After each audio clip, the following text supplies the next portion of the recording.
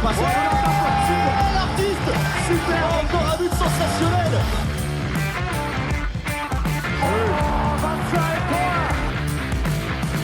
That's a brilliant bit of follow-up play by Mahe.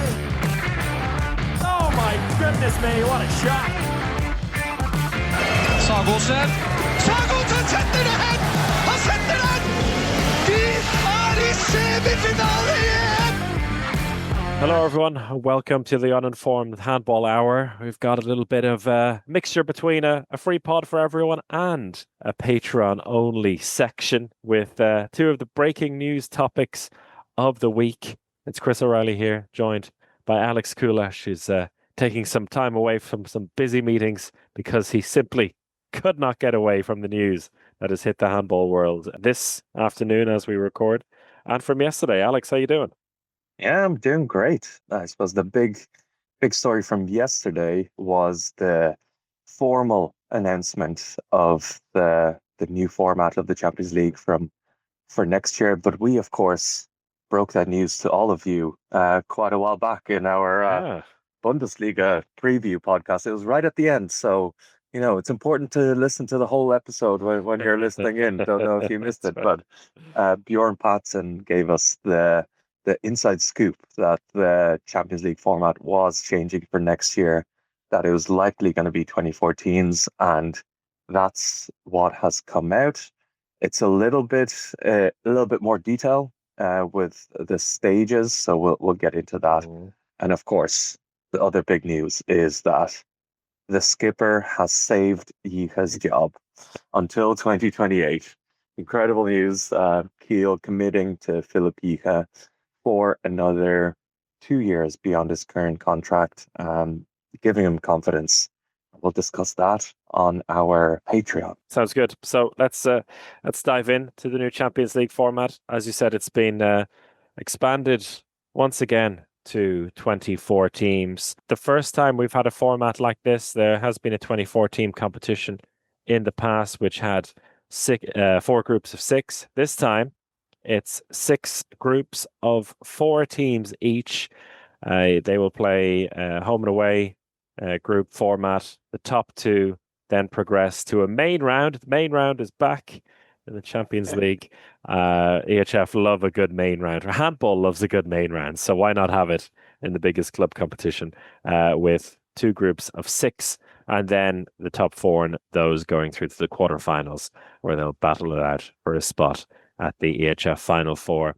That's the kind of the main format itself. But one of the big things that has struck me here, Alex, is something that I think has been borrowed from football, which I think is good, that the teams that get knocked out of the group phase and the teams that finish 5th in the main round keep their European adventure alive in the European League in the second tier. Yeah, that's a good one. Is it both teams that get knocked out in the group stage? Yes, so everyone continues after the group phase into the European League. So it's a real, that's really a lot of teams to drop into the European League. It sure is. That's a fun one. I think it probably makes that competition quite interesting. I wonder if they will introduce the rule that I really wanted for a long time, is that the European League winner goes into the Champions League automatically. I think that would make that whole competition a bit more interesting as well. But I think it's good. I think the groups of 4 makes sure that we don't have the same matchups over and over again. There's only so many times that I want to watch Barcelona and Magdeburg play a group stage game. I'd rather to see them really battle it out in the Champions League, which has been the criticism of the current format with 16 teams and 2 groups of 8.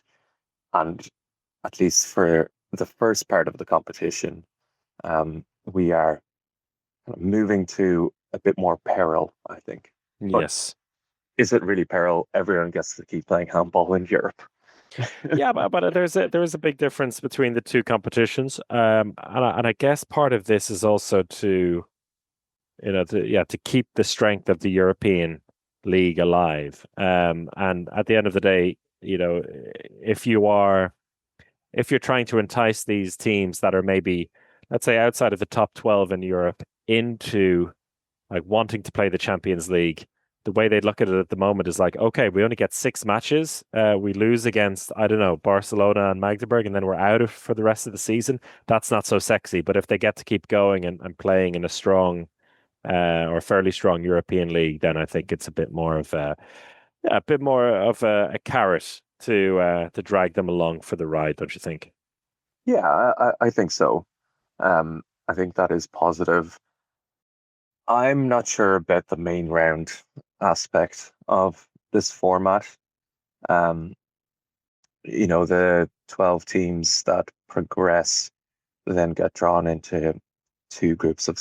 six. And what we're doing is kind of the current format, just with a couple of teams dropped out, Just for the delaying it a bit period. further.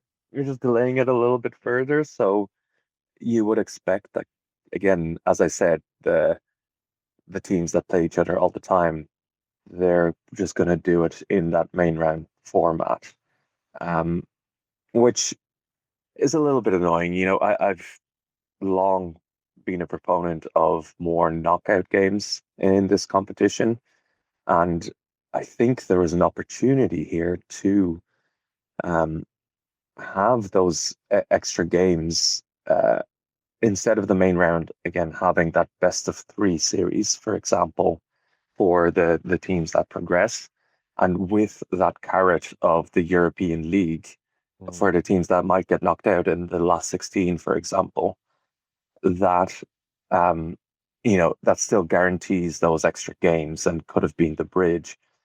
We now kind of get a main round where we're going to see the same teams play each other, um, especially because it's going to be into the quarterfinals. From that, there's only going to be four teams that are knocked out. Mm. Um, Definitely interesting. I think that round, like every team in that stage will be really good. Um, but uh, knockout handball is better.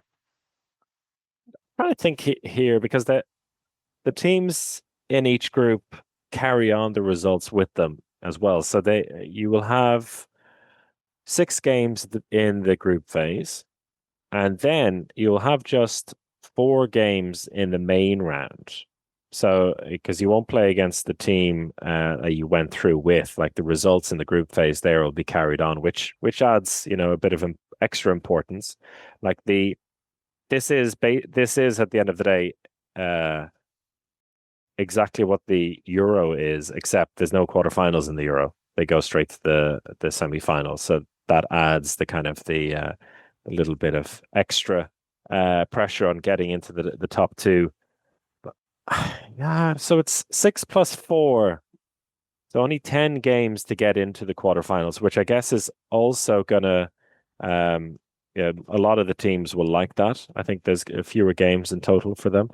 So I guess they're trying to find that balance between not removing too many games. Because if you went straight from in let's say uh, a group phase where you have six games and then into the knockouts, then you're really getting rid of the Champions League calendar. And I think this is a step in the right direction without going too extreme.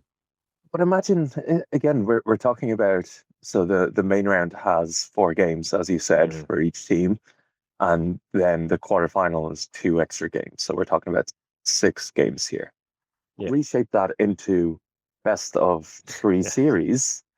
You have a max of 6 games. You can progress in two.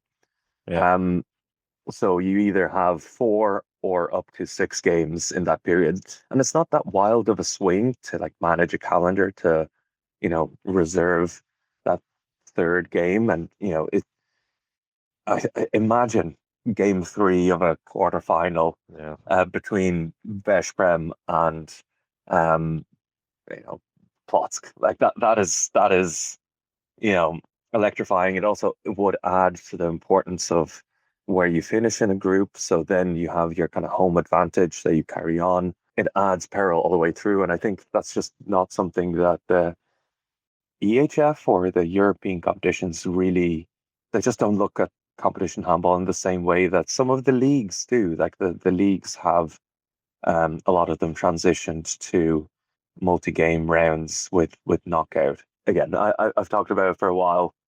Something that I really want to see. We didn't get it this time, but I do No. still think it is a better format with, those main round games being crucially important. Yeah. So each one will have a top team battling each other. So So uh, overall, you're on board. It's a positive step for you.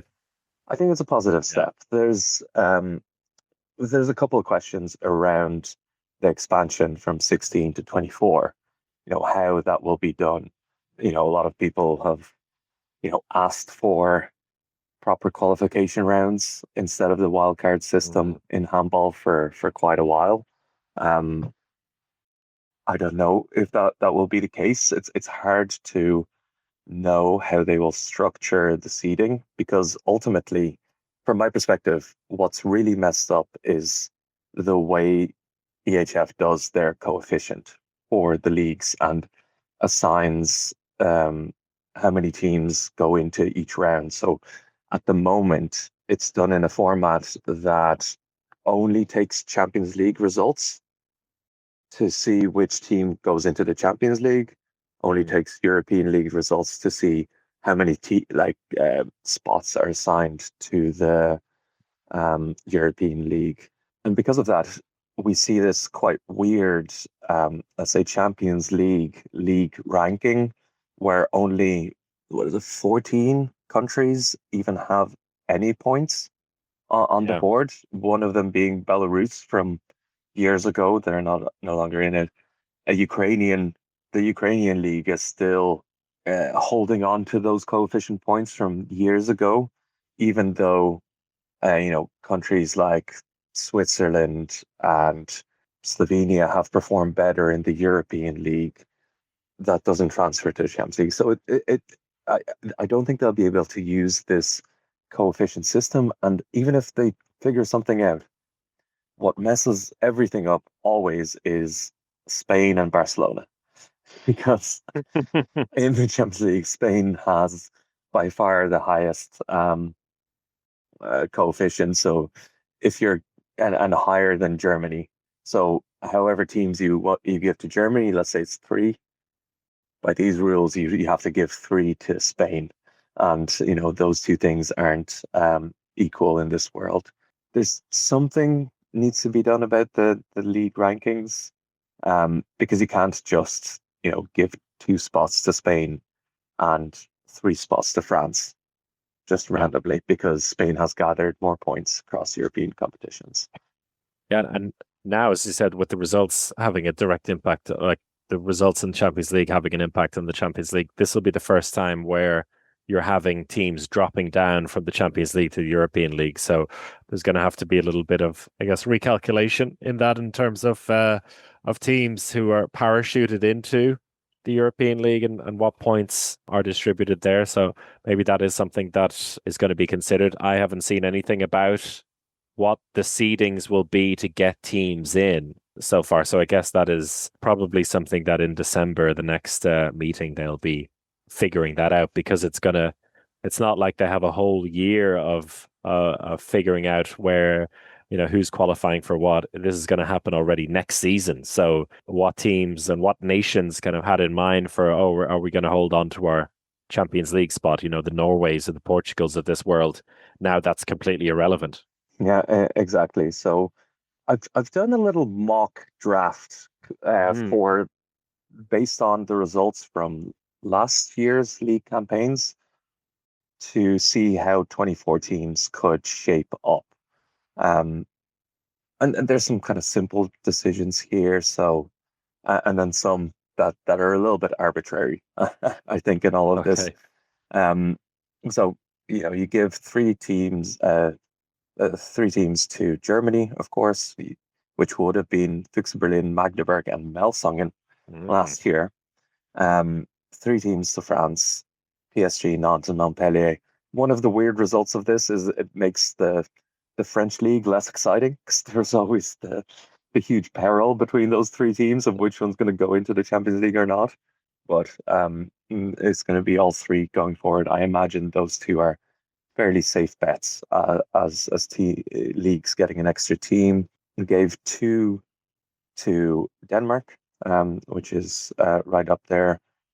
There's room for that to be three.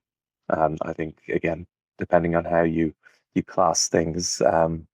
But Aalborg and GOG getting in, then two to Poland, Kielce and Plock, two to Hungary, Szeged and Veszprém, two to Spain. I just couldn't give Spain three teams in this, even though they deserve it under the coefficient. But Barcelona and Granollers getting into the Champions League.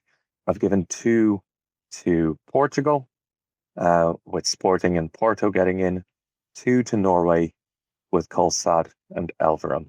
And then some league champions get in from Romania, Dinamo Zagreb from Croatia, Pelister from Macedonia, RK Slovan from Slovenia, Cadetten from Switzerland, and Istad from Sweden. So you are beefing it out with a few, you would say, weaker teams. Like, again, you could give Germany a bit more, you could give Denmark, but you have to reward those champions. And I also did, what the groups might look like if this was if that was the pool. And ultimately we kind of there's 12 very strong teams in the Champions League, and then you've got 12 kind of secondary teams. There's a group here, for example, which probably would be interesting. Melsungen, Veszprém, Sporting, and Zagreb finding themselves in a group. So that's exciting. There's something to that. But then you have, let's say, a group with PSG, Aalborg, Kolstad, and Slovan, and that's a little bit more straightforward. Maybe Kolstad can get a couple of results. It makes those games interesting because Kolstad are capable of a bigger win, but you kind of have roughly four groups where there may be something exciting, but then groups where it's Montpellier, Barcelona, Cadetten, and Istad. And there's it's a bit half and half, I would say, where there's a bit of peril. Again, a group like Füchse Berlin, Plock, GOG, and Dinamo Bucuresti. Technically, on paper, you look at that and it's like, that's four strong teams, but Füchse Berlin and Plock are probably getting out of that. But it's exciting. I think that's a more exciting format. There's a few more unanswered questions here. From a club point of view, in terms of them trying to invest their way into like breaking into that top 12, it's the potential to do that in a 14 group where you just need one or two really good results against a higher ranked team, compared to now having to be better than them over the course of 14 rounds. I think is a lot more possible. Like, the possibility is there. I think the big question is, you raised it already, is how the teams will be chosen then, because if it feels like there are 16 or 18 teams that kind of really deserve a spot, and maybe like 12 teams that are above the rest, how do we fill 19 to 24 and qualification? There should be room in the calendar now for qualification tournaments. That is like, that's where the romance of the sport can come into as well. Where teams outside the top 24 and in countries that might not get a spot, like, the Serbias of this world, where they're like, okay, if we get ourselves right here, we can qualify for a Champions League again and have those big nights against the big teams. And I think that is where there could be a big victory for the EHF there, if there is qualification tournaments to fill even 4 of those spots. I think that'd be really cool.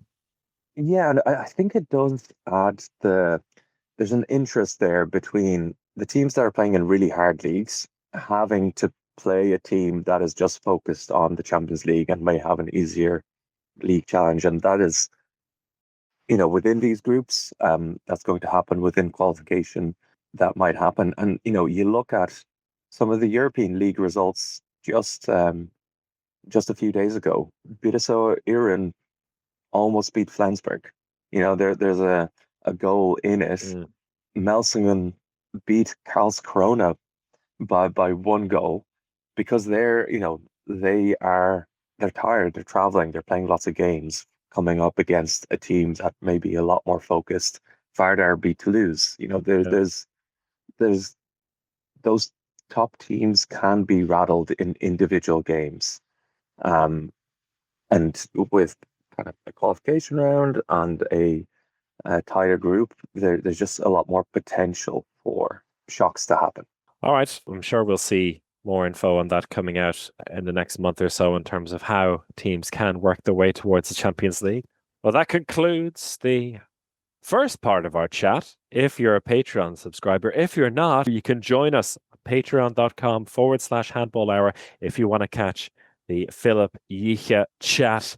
Thank you so much for listening, and we'll catch you for another episode of the Uninformed Handball Hour soon. Take care and goodbye.